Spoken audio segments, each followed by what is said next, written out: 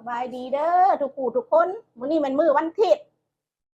ซันเดย์ซันเดย์ซันดีซันเดย์พี่น้อง วันอาทิตย์มื้อนี้น่ะแกงหน่อไม้เบิ่งสาวตะคามไกลบ้านแกงหน่อไม้เอาพาหม้อออกก่อนพี่น้องอืมฝุ่นดังอีกเห็นบ่นี่เปิดไมโครโฟนแล้วบอกเปิดแล้วเบิ่งนู้นน่ะข่อยแกงหน่อไม้เบิ่งนี่เคี้ยวลืมๆพวกเจ้าว่าเพียงนี่นี่ตัวนี่ก็แม่นข้าวเบื่ออืมใส่กระดูกหมูใส่เฮ็ดปวกหาเอาเฮ็ดกกไม้หาเอาเออพักสะแงะเด้อพี่น้องเด้อใส่บางอื้อน้ำพักสะแงะในโมเมนต์พับพิเลอร์เด้อพี่น้องเด้อเพราะว่าบางคนเพิ่นกับบ่กินมันคิวเออบางคนเพิ่นกับบ่มักมันคิวแต่ผู้มักก็กินเพราะว่าอยู่บ้านข่อยมันก็คันกินประจำเป็นพักสะแงงมื้อย่ำไห้ย่ำเพียงบ่ปลูกค่ะไปหว่านในไห้ในหีบ่ก็กินพี่น้องเอ้ยนี่เฮ็ดเพาะนี่ใหญ่อยู่เฮ้ยกะซีเอ้ยบอกคือตอนนั้นตอนกูจมอุ้มหันสำหัวแมงมีตัวใหญ่เนี่ยสำหัวแมงวันเขียวกูว่านะบ้านนี่บ่มีสำโปมือก็มีเฮ้ยบ่มีแต่สำโปรตีนนี่เด้สำโปมืออันนี้นี่เด้สำโปรตีนทำบ่มีครับบ่สำโปรตีนมีกับสำโปมือก็เอาดอกเด้กับบ่มีสำหัวแมงมีเฮ้ยมีแต่สำหัวแมงวันอืมหัวแมงวันตัวนี้หันกะตัวนี้ก็ใหญ่เนี่ยสำอยากสำมันเฮ็ดอันเพื่องดอกน้อยนึงจูมน้อยนึงนี่เด้แกงหน่อไม้ก็มดนออืมโอ้ยหอมกุ้มเพื่อนกุ้มซ่านพี่น้องเอ้ยมาเด้อมาเด้อกินแกงหน่อไม้เอ้ยกาสีหนูหน้ามดกูก้นหมูกูอยู่แม่วอกกี้ถ้าดอกข่อยแกงหน่อไม้แซ่บซาตะคามนี่ยานางนี่บดตกสอบันนี้กะบางกับบางมันเนี่ยมาใส่แล้วกับเพื่อนอดตัวอย่าใส่ลายบางก็ได้แกงซ้ำข่อยนี่ก็ใส่จัก2หรือ3ผ่านอย่าไปใส่โอเวอร์มันสิบ่แซ่บเอาเบื่อคือกันจะใส่โอเวอร์เฮ็ดแต่อย่าใส่โอเวอร์แกงหน่อไม้นั่นเพราะเขาขึ้นวันหน่อไม้แล้วเขาต้องให้หน่อไม้ลายกว่าเฮ็ดเห็นบอกคอยใส่เฮ็ดกันน้อยเฮ็ดเพื่องกะเฮ็ดอันเพาะข่อยกันหน่อยนึงอันเฮ็ดปวกข่อยกันหน่อยนึงเฮ็ดพวกไม้ข่อยกันหน่อยนึงฮะดิเฮ็ดพวกไม้ข่อยก็ได้เนี่ยอู้กระเสียน้ำนี่อันมึงอันสดน้ำนี่กระจ้ำน้ำนี่ก็เลือเทือดแล้วมาเด้อยาน้องยาหนูตัวโลกนี่แหละอยู่ในเมลบ็อกกี้อยู่แคลิฟอร์เนียก็มาเด้อแกงน้ำไม้เลยสาวตะคามไก่บ้านแกงเมื่อนออยากหู้บอกพี่น้องเป็นเพียงข่อยจังแกงน้ำไม้เมื่อนอสิว่าไอ้พังวางนึงอันข่อยแกงเนาะสิว่าก่อนจังเลยพิงสิว่าให้อันพิง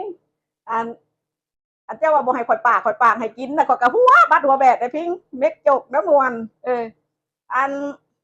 เป็นเพียงข่อยจังแกงเป็นนอสุดก่อนนะข่อยแกงหน่อไม้ทั่วเนาะข่อยเห็ดคือแม่ข่อยเห็ดนั่นแหละเห็ดแล้วก็บักข่อยค้นไปค้นมาแล้วมันมุนพี่น้องเอ้ยมันมุนแต่ยั่งอยู่ดอกมันเพื่อนทางมุนข่อยก็เลยเปลี่ยนใหม่อันนี้เห็นบอกคนพี่น้องเอ้ยอันนี้จังหวะแม่นคนที่ยังกับบอกเก่งถกคนเด้อพวกเจ้าอย่าไปย่านผีย่านสางบ่คนเขามันเก่งเห็นบอกเขาเห็ดไปแล้วโอ้คนส่วนนั้นมันมุนนี่พักสังแงว่ามันมุนเขาก็บ่เห็ดป่านี่เขาเป็นนอโลดนี่ใครอยากกินโลดนี่ดึกกินโลดเห็นบอกป้ามาเด้อแดงโค้งมาเด้อน้อยมาเด้อป้าเอามาคนมาเด้อหนูนานี่มาเด้อกาซีนี่ยังไม่สาวตะขามนี่แหละเพิ่นจังหวะคนคนหัวมนมึงกึ้งเพิ่นว่าคือจังหนึ่งก็คือเพจคือผีเพิ่นว่าการทำความดีก็คือคนอยู่ดอกเพิ่นว่าโอ้ยมันแม่นแท้ๆเฮ้ยอย่าย่านผีเด้อกาซีเด้อย่านคนเห็นบ่มึงนี่เห็นบ่สมองกูเห็นโอ้ยมันหมุนเนาะกูเห็นน้องไม่พวกคือแม่กูขึ้นฮอดแม่กูก็ไม่นี่กูก็ขึ้นฮอดแม่กูแกงเป็นหน่อนี่เห็นได้บ่กินหน่อเดียวก็บ่เบิดโอ้ยอย่าว่าแกงทำไมสาวตะขามเด้อเฮ็ดนั่นแหละของเฮาซื้อมาเฮ็ดเฮ็ดได้ล่ะเฮ็ดจะกินอะไรล่ะกินนี่ความยังนี่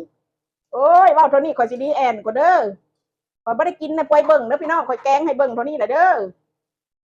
ข่อยแกงแล้วข่อยก็สิเอาลงอันเผ็ดลงลายข่อยจังซั่นล่ะพี่น้องเอ้ยเฮ็ดคือข่อยเฮ็ดตลอดนะพอข่อยเป็นคนมักเฮ็ดอันนี้กระดูกหมูกันกระดูกหมูนี่มันใหญ่เวลาพวกเจ้าสิใส่แกงหน่อไม้นะพวกเจ้าต้องต้มให้มันสุกก่อนต้มลวกน้ำร้อนแล้วก็ออกไป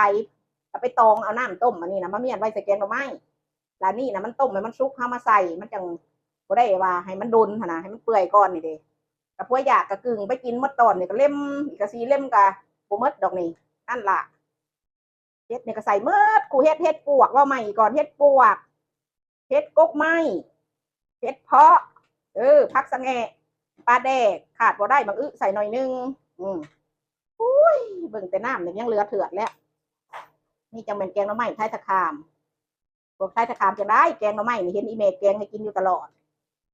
บ่กันยังได้ก็เห็นแม่ก็แกงก็บ่เคยแกงหน่อไม้ให้แม่ก็กินแม่แต่หม้อนึงเด้อพี่น้องเด้อก็สิบอกตรงๆก็เห็นแม่แกงก็กระลุกไปแล้วมาข่อยเบิ่ง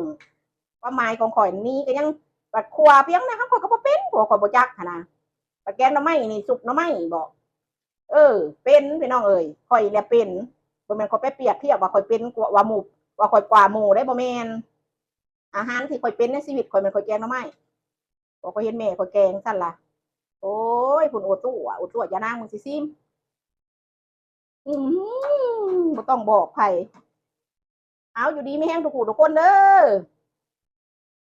แกงหน่อไม้พี่น้องเอ้ยเอาตัวนี้ล่ะอยู่ดีไม่แห้งบ๊ายบาย